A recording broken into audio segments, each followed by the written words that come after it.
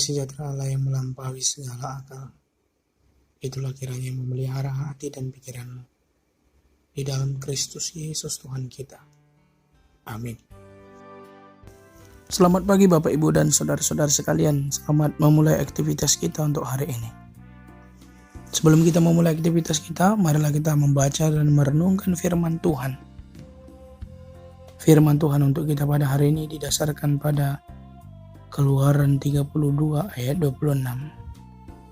Keluaran 32 ayat 26. Maka berdirilah Musa di pintu gerbang perkemahan itu serta berkata, siapa yang memihak kepada Tuhan, datanglah kepadaku, lalu berkumpullah kepadanya seluruh Bani Lewi. Demikian firman Tuhan. Bapak, Ibu, dan saudara-saudara sekalian, bagaimana perasaan Bapak Ibu jika ada orang yang durhaka atau berkhianat kepada kita atau mengecewakan kita? Ketika kita melakukan sebuah perbuatan yang baik kepadanya, lalu kemudian dia memberikan kekecewaan kepada kita, durhaka kepada kita, membalaskan kebaikan itu dengan kejahatan. Mungkin kita akan kecewa, sakit hati, marah, bahkan mungkin kita pingin, saking marahnya mungkin kita pingin dia, dalam tanda kutip, mungkin tidak ada lagi di dunia ini. Begitulah perasaan Tuhan kepada orang-orang Israel yang durhaka, yang berkhianat ini kepada Tuhan. Tuhan telah memberikan keselamatan kepada mereka, melepaskan mereka dari perbudakan selama 430 tahun di Mesir. Tetapi kemudian oleh karena jeda waktu yang singkat saja, ketika Musa dan Tuhan sedang bertemu, dan ketika Tuhan pada saat itu memberikan 2 halau batu yang berisi 10 hukum kepada Musa, hanya di dalam jeda waktu yang singkat itu mereka kemudian lupa, bahkan menjadi durhaka, berkhianat kepada Tuhan dengan membuat anak lembu emas. Sebagaimana perasaan kita tadi ketika kita melakukan yang baik tapi kemudian dibalaskan dengan perbuatan yang jahat, durhaka, kemudian kita dikhianati, pasti perasaan kita marah, kecewa. Begitulah perasaan Tuhan ketika dia dikhianati. Perbuatan Tuhan tidak mereka ingat, hanya dalam waktu singkat saja. Air susu dibalas, air tuba. Mereka cepat lupa.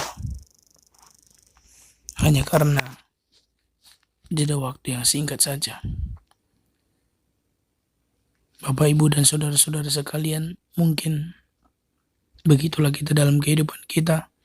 Jika kita ada persoalan, ketika Tuhan memberikan rentang waktu singkat saja kepada kita di dalam persoalan hidup itu, apakah kita bisa setia kepada Tuhan?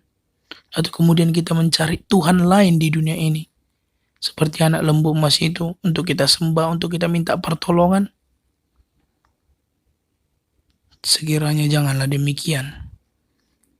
Hendaklah kita menjadi orang-orang yang setia, tidak berkhianat, tidak durhaka kepada Tuhan hanya karena jeda waktu yang singkat saja.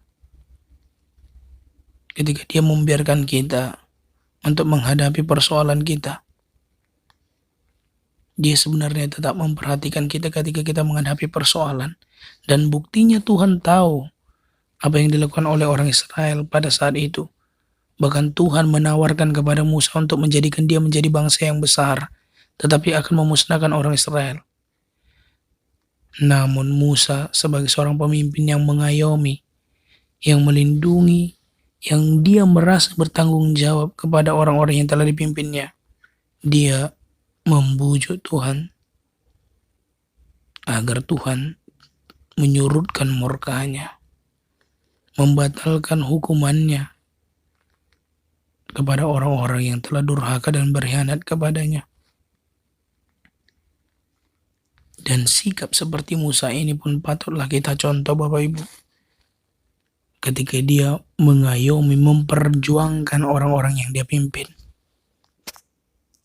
Mungkin ini sedikit mengingatkan kita kepada orang-orang yang kita ayomi, orang-orang yang kita pimpin.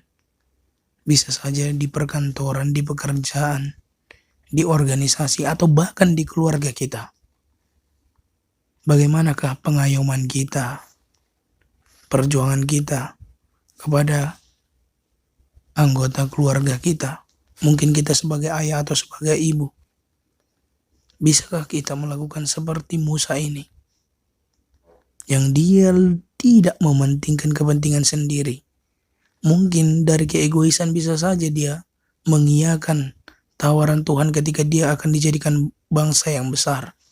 Tetapi dia menolaknya demi orang-orang yang dia pimpin, orang-orang yang diayomi, orang-orang yang diberikan Tuhan untuk dia arahkan.